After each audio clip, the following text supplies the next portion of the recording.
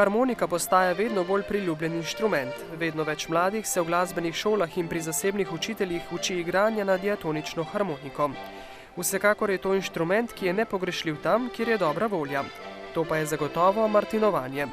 Zato so v Črnomlju že 9. leto zapored v sklopu martinovanja pripravili tudi tekmovanje za martinovo harmoniko. A letos se ga je udeležilo le 11 harmonikarjev, med njimi le ena deklica.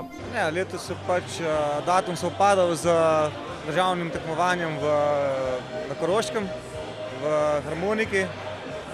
Mi martinovanja ne moramo premikati, tako da je bil obisk malo manjši. Predvsem so bili to mlajši otroci, ki niso šli na tekmovanje na Koroško. Tekmovanje naj bi potekalo v 4 starostnih skupinah, ale 3 harmonikarji so bili starejši od 15 let. Med njimi Martin Pečavar, ki je bil najstarejši tekmovalec na vseh dosedanjih Martinovih harmonikah in tudi letos. Kot pravi, se tekmovanja udeležuje predvsem zaradi druženja. Pomeni mi veselo druženje harmonikarjev, mladih in starih. Čeprav sem že v letih, se tudi z mladimi rad družim.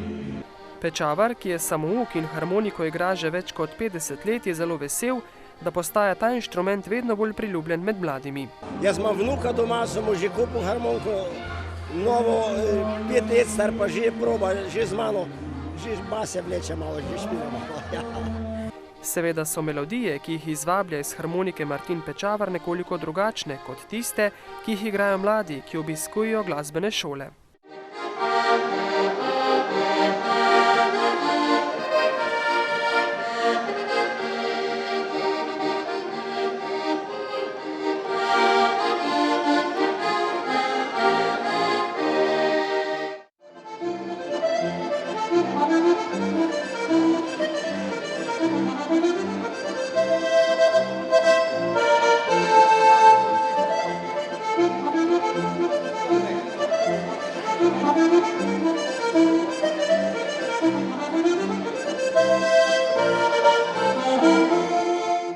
Strokovna komisija letos ni imela težkega dela. Izmed 11 harmonikarjev so morali izbrati zmagovalca, dobitnika naslova Martinova harmonika. Najbolj jih je prepričal 14-letni Gregor Bahor iz Pankrč-Grma pri Brusnicah.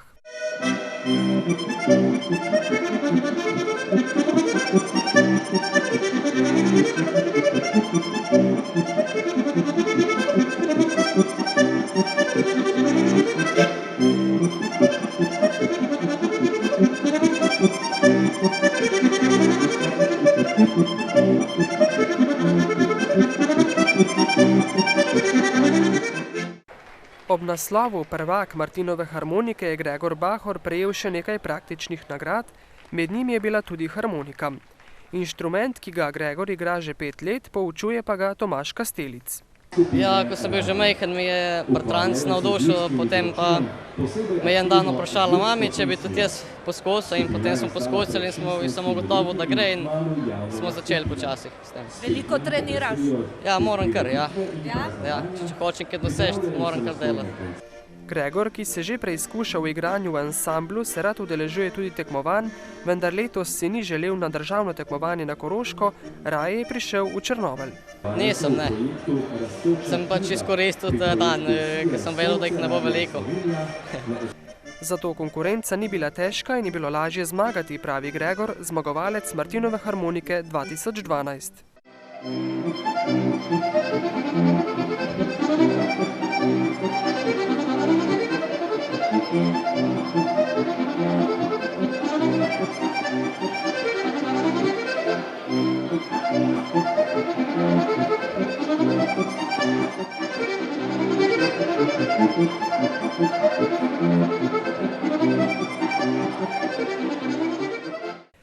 Harmonikarskih tekmovanj za osnovnošolce je v Sloveniji kar veliko, meni Gregor, a se med seboj zelo razlikujejo.